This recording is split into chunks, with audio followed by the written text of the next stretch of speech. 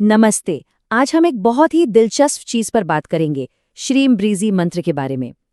कहा जाता है, मतलब सोर्स मटेरियल में ये दावा है कि ये एक ऐसी ध्वनि है जो धन को अपनी तरफ खींच सकती है। तो चलिए इसी दावे को जरा और गहराई से समझते हैं और देखते हैं कि सोर्स आखिर कहता क्या है।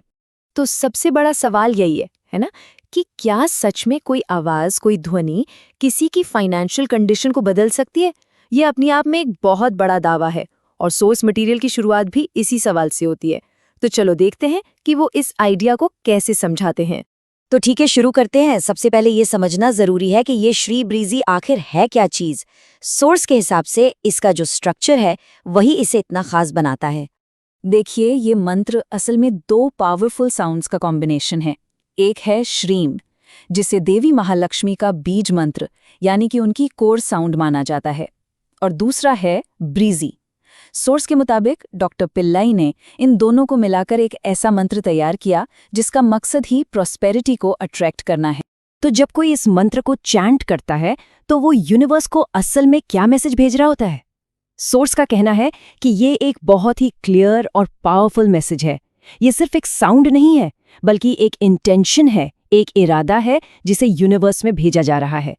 हाँ, और यहाँ एक बहुत जरूरी बात बताई गई है। सोर्स के मुताबिक ये मंत्र किसी की एग्जिस्टिंग स्पिरिचुअल प्रैक्टिस को रिप्लेस करने के लिए नहीं है, नहीं, बल्कि ये एक एडिशनल प्रैक्टिस हो सकती है। शर्त बस इतनी है कि अपने गुरु और पहले से मिले मंत्रों पर पूरा विश्वास बना रहे। चलो अब उस पार्ट पर आते हैं जिसका शायद सबको सबसे ज्यादा इंतजार है, कि इस मंत्र को करने से आखिर पोटेंशियल बेनिफिट्स क्या हो सकते हैं। और सोर्स इस बारे में काफी स्पेसिफिक जानकारी देता है। और यहाँ एक बहुत बड़ा क्लेम किया गया है। सोर्स कहता है कि ये कोई छोटा मोटा एक्सपेरिमेंट नहीं है, बल्कि लाखों लोग हैं जिन्होंने कथित तौर पर रिपोर्टेडली इस मंत्र से अपनी लाइफ में चेंज देखा है। ये काफी बड़ा नंबर है।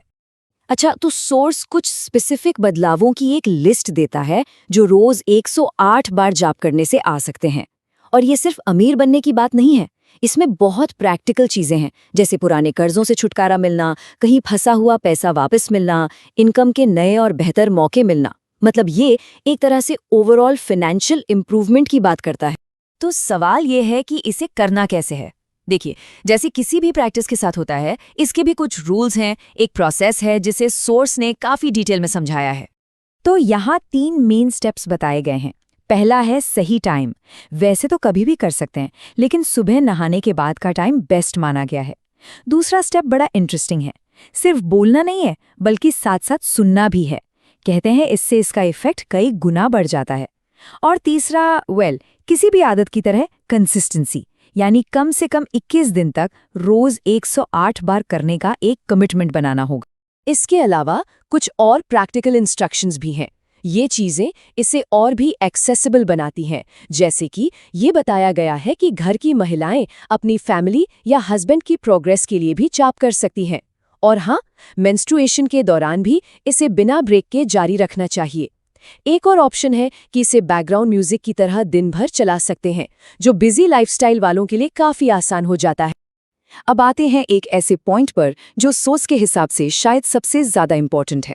ये पॉइंट मंत्र और पर्सनल एफर्ट के बीच के कनेक्शन को क्लियर करता है। तो सबसे जरूरी बात ये समझनी है, सोर्स साफ साफ कहता है कि सिर्फ मंत्र पर डिपेंड रहना इनफ नहीं है, हार्ड वर्क तो करना ही पड़ेगा। मंत्र को एक सपोर्टर की तरह देखना है, जो सक्सेस के रास्ते में आने वाली रुकावटों को हटाता है। ये हार्ड वर्क का कोई रिप्लेसमेंट नहीं है। अब एक बहुत ही प्रैक्टिकल सवाल उठता है। मान लीजिए किसी ने 21 दिन तक पूरी डेडिकेशन से प्रैक्टिस की, लेकिन रिजल्ट्स नहीं दिखे, तो क्या? सोर्स इस पॉसिबिलिटी को भी एड्रेस करता है और इसके लिए कुछ सजेशंस भी देता है। अगर रिजल्ट्स आने में देर हो रही है तो सोर्स 2 चीजें करने का सुझाव देता है। पहली, अपनी जानी अनजानी पुरानी गलतियों यानी कर्मों के लिए माफी मांगना। हो सकता है ये एक एनर्जेटिक ब्लॉकेज हो। और दूसरी, अपनी इनकम का 10% गरीबों और जरूरतमंदों की मदद के लिए डोनेट करना। इसके पीछे आइडिया ये है कि जब हम दूसरों की मदद करते हैं तो हमारे अपने रास्ते भी खुलते हैं। और आखिर में ये सारी बात आकर इसी सवाल पर रुकती है कि बिलीफ, एक्शन और रिजल्ट, इन तीनों के बीच आखिर रिश्ता क्या है? सोर्स के हिसाब से ये सिर्फ एक मंत्र की बात नहीं है, बल्कि ये लाइफ को देखने का एक ओवरऑल अप्रोच है।